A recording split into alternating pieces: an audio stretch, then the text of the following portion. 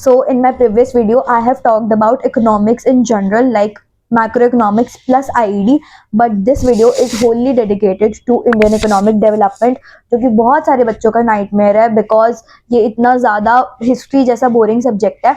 But we are going to tackle it together and I have framed a proper strategy, जिसके बाद trust में तुमको कोई दिक्कत नहीं होने वाली इसको लर्न करने में. सो या अपने पेन पेपर ले आओ and watch this video till the end and या लेट्स स्टार्ट द वीडियो. तो सबसे पहले बात करते हैं तुम्हारी राइट अप्रोच की. तो देखो, इंडियन इकोनॉमिक डेवलपमेंट को ना तुमको बाकी सब्जेक्ट्स की तरह बिल्कुल ट्रीट नहीं करना है. तुमको बिल्कुल नहीं देखना है कि इतने सारे चैप्टर्स है जो तुमको इंडिविजुअली कवर करने हैं. तुमको देखना है कि ये एक स्टोरी है. इंडियन इकोनॉमिक डेवलपमेंट तुमको स्टोरी की तरह देखना है कि जैसे स्टोरीज के अंदर अलग अलग सीक्वेंसेस होते हैं अलग अलग इंटरवल्स पे, वैसे ही तुम्हारे अलग अलग सीक्वेंसेस है चैप्टर्स फॉर्म में. ठीक है, तो तुमको ऐसे ट्रीट करना है. तो जब भी तुम अपने लर्न करोगे, कुछ भी करोगे, स्टोरी की तरह देखना कि पहले स्टोरी के अंदर ये हो रहा था, उसके बाद ये हुआ है, देन उसके बाद ये हुआ, एंड ऐसे करते तुम्हें इजी हो जाएगा. सेकंड थिंग इज कि तुमको जो है अपने सारे चैप्टर्स दो पार्ट्स में डिवाइड करने हैं. लाइक पूरा का पूरा सिलेबस तुम्हारा दो पार्ट्स में डिवाइड होगा.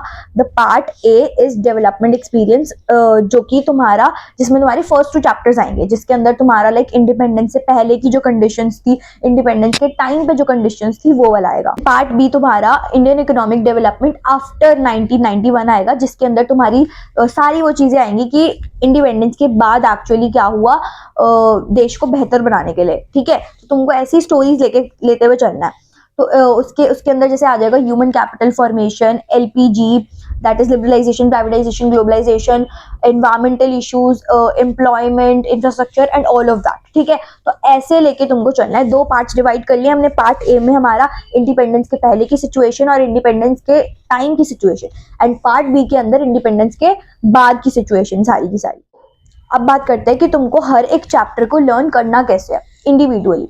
सो सबसे पहले तुमको ये 4 चीजें ढूंढनी है एंड यही सबसे पहले लर्न करनी है, विच इज मीनिंग और definition, then is objectives, then measures और policies, and then is problems और लिमिटेशंस किसी भी पर्टिकुलर चीज की. तो हर चैप्टर में से तुमको ये चीजें सबसे पहले फोकस करनी है.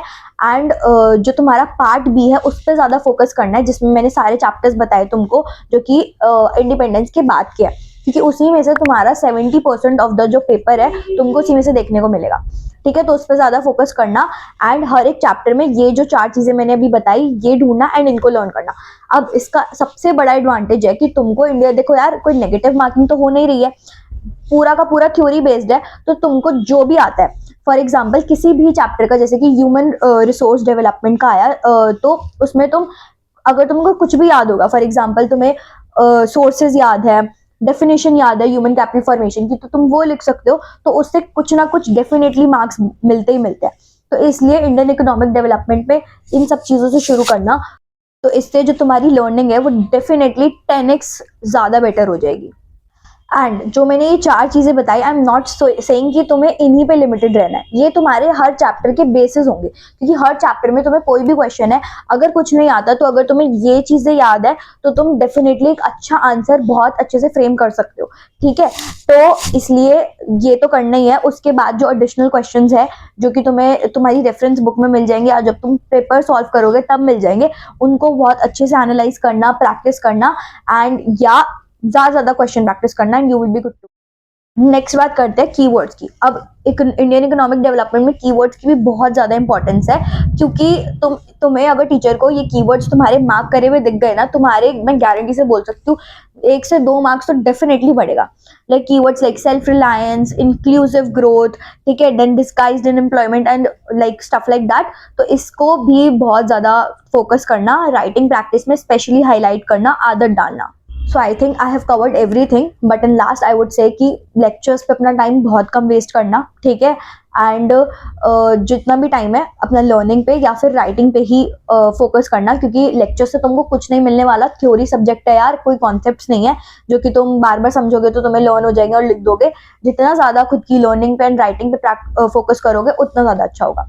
And coming on to strategy, I would summarise कि सबसे पहले तुमको एक आईडी को स्टोरी की तरह ट्रीट करना है। इस स्टोरी के तुमको 2 पार्ट्स करने हैं, part A and part B. Part A में तुम्हें वो सारे चैप्टर्स रखने हैं जो कि इंडिपेंडेंस के पहले के हैं, इंडिपेंडेंस के पहले जो भी कुछ हालत थी इंडिया की वो सारे चैप्टर्स। देन पार्ट बी के अंदर इंडिपेंडेंस के बाद क्या हुआ वो सारे चैप्टर्स। एंड हर एक चैप्टर में तुम्हें ये 4 चीजें ढूंढनी है, विच इज मीनिंग और डेफिनेशन, पॉलिसीज और मेजर्स, प्रॉब्लम्स एंड ऑब्जेक्टिव्स। ये सारी चीजें अगर तुम ये 4 चीजों में से लर्न करके कुछ भी ऐसा क्वेश्चन में अपने आप से आंसर फ्रेम करके लिख दोगे तो तुम्हें डेफिनेटली मार्क्स मिल जाएंगे। एंड कीवर्ड्स जो मैंने बताया उन पे भी ज्यादा फोकस करना। सो या I think you like this strategy and I will see you in the next video.